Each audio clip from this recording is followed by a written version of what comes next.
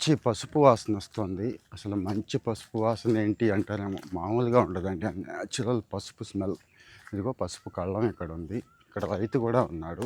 పసుపు రైతు పాపం తడిసిపోయినట్టుంది. ఏమంటారో చూద్దాం. ఏమంటే తడిసిపోయిందా? ఏంటి పరిస్థితి? 4 రోజులు చేసే పని లేదు దీంతో.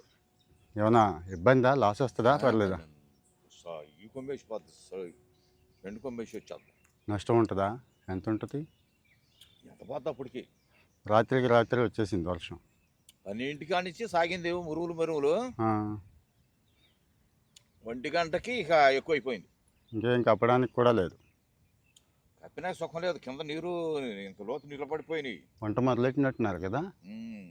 ఎన్ని ఎకరాలదండి ఇది? ఇదేమో 80 సెంట్లోది. ఆ మొత్తంనేమో 5 ఎకరాల్లోది. ఎంత ఉందండి రేటు ఇప్పుడు? రేటు మరి రేపు వచ్చేటప్పటికి ఎట్టుంటుందో మరి. ఈ రోజుకి బాగుందా? ఇప్పుడు మాత్రం మాదిరిగా ఉంది. పర్లేదు. 2:30కి మరీ ఎక్కువ అయిపోయిందిలే. పట్టా జాన్ చెట్టు కట్టి నుంచుని ఇటు పెట్టుకుని. ఓహో, రాత్రి 2:30కి వచ్చేసి ఇక్కడ ఉన్నారా? సందకాడ వస్తా 6ంటికి, 5:30, 6ంటికి వస్తా. లాభం లేదని చెప్పి నుంచుని 2 గంటల సేపు నుంచునేపటికి కాళ్ళు నొప్పులు వచ్చేసినాయి. ఇక కుర్చీ పట్టాలు బాగా పండేసి వెళ్ళిపోయా. సొంతమా కౌలా? పోలేదో చూద్దామని వచ్చా. కౌలా సొంతమా? మనం కాపలే. సొంతం ఇంకొక అయింది బాలకృష్ణ గారని. ఇదొక అయింది, అదొక అయింది.